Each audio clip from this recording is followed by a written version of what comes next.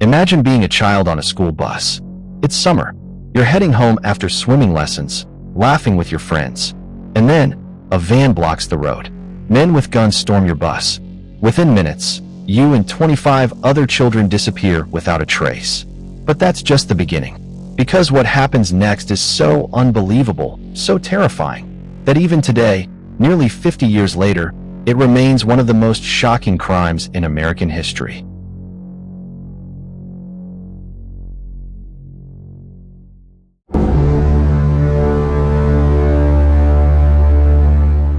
July 15, 1976.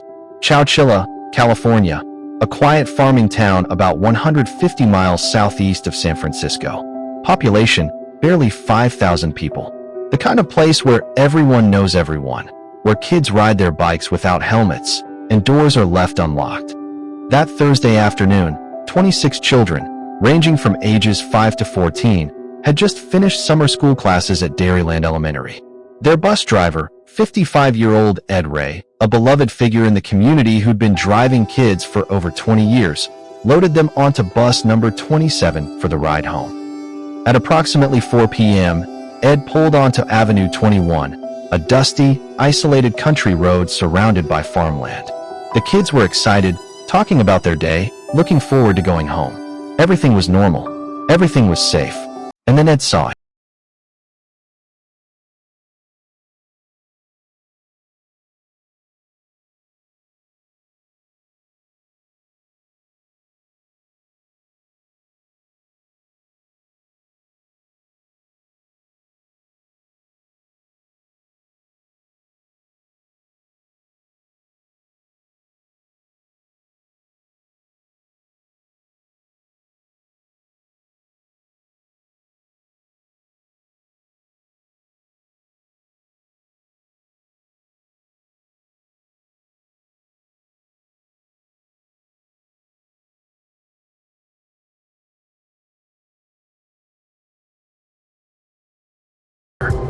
When bus number 27 didn't arrive at its scheduled stops, panic spread through Chowchilla. Parents rushed to the school. Police were called. By nightfall, the abandoned bus had been discovered on Avenue 21, its engine still warm. But there was no sign of Ed Ray or any of the children. The FBI launched one of the largest manhunts in California history. Roadblocks went up across 3 counties. Helicopters scoured the farmland. The entire nation held its breath, praying these children would be found alive. But as hours turned into a full day with no ransom demand, no phone call, no clues, hope began to fade. But here's what the police didn't know.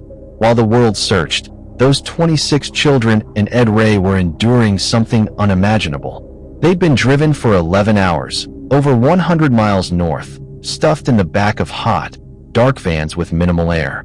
Some children were vomiting from motion sickness. Others were crying for their parents. The youngest, just 5 years old, didn't understand what was happening. Finally, around 3 a.m., nearly 11 hours after their kidnapping, the van stopped. They were at a rock quarry in Livermore, California. And this is where the story takes its most terrifying turn. The kidnappers had prepared something in advance. A moving truck, 25 feet long, 8 feet wide, had been buried underground in the quarry.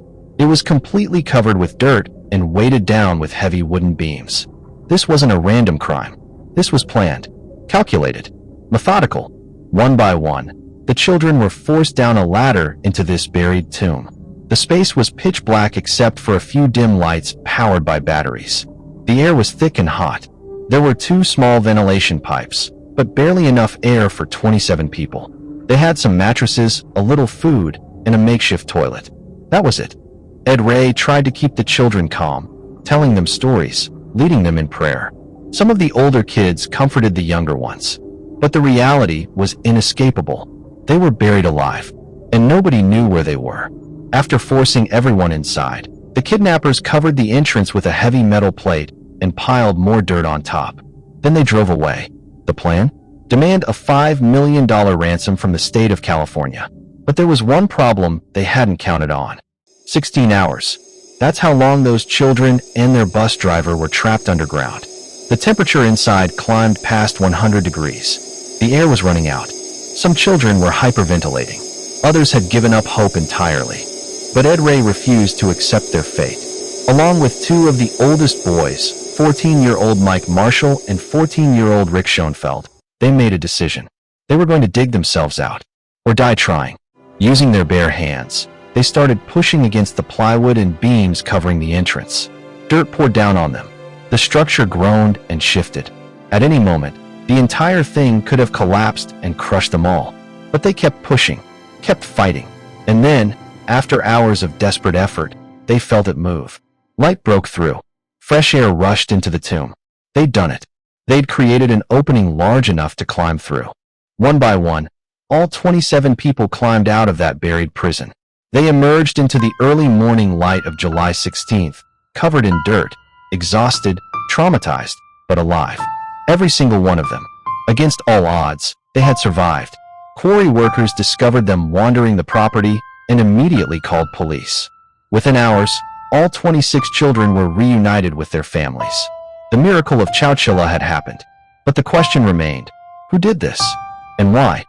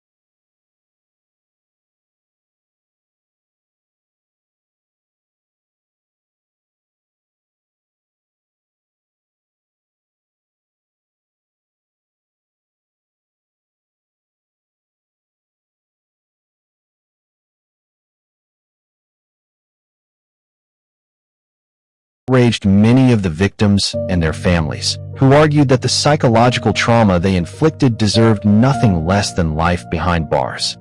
For the survivors, the nightmare didn't end when they climbed out of that hole.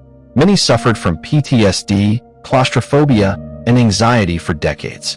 Some struggled with nightmares their entire lives.